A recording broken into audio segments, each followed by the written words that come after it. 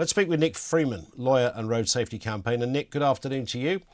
Good afternoon, Ian. I wonder if the clue to what perhaps went wrong here was in that last line, an e-bike that was bought online. And I would imagine that is the den of iniquity when it comes to confusion over safety rules when it comes to e-bikes and the like. Well, believe it or not, these batteries, which can be bought online, they self-declare, the manufacturers self-declare their safety.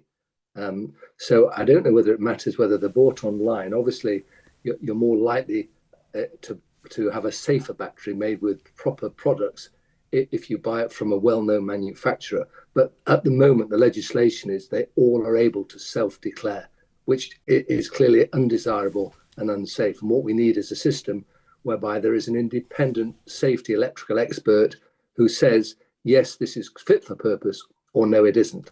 The effects of these batteries, when they go wrong, the cells create energy and they create what's called a thermal runaway. And this fire ignited within seconds. And if you see videos of it, I think you briefly showed one of an e-bike or an e-scooter on a train station. It happens in literally nanoseconds. Yeah. And it is very frequent, and it's something that's not being talked about. And arguably, if you went to, I don't know whether the phrase is a legitimate manufacturer or somebody that, at least had a pedigree and proper certification, even if it is self-declared, but could you get perhaps closer to satisfying yourself on the safety if it was a manufacturer that you'd heard of? Yes, obviously it depends on the products. The better the products, the better the manufacturing process, then the better the battery will be. Yeah. The difficulty is when these batteries are damaged, and they do get damaged, someone can drop them, they can be banged against something, that the battery then the cells create their own energy, and it creates this thermal runaway, which leads to fire, it explodes. And that can happen to any battery. Obviously, the better the manufacturer, they're tested at very high temperatures.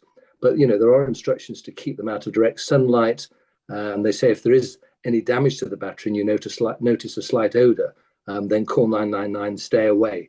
And it's not just e-scooters and e-bikes.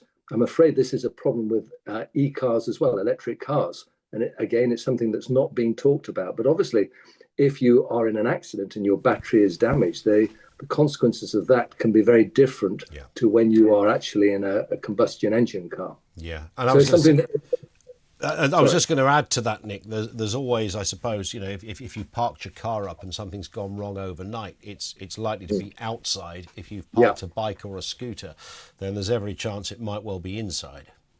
Well, many of the manufacturers actually recommend that the charging process takes place outside for that very reason, which again is an acknowledgement of the nature of the problem. There's urgent need for the government to get involved and sort out this certification so that people can't just say it's safe. It needs to be independent. Yeah, listen, we'll watch with interest whether the law changes under the next government. Who knows? Nick, thank you as ever for your time. Nick Freeman, the lawyer and road safety campaigner as well.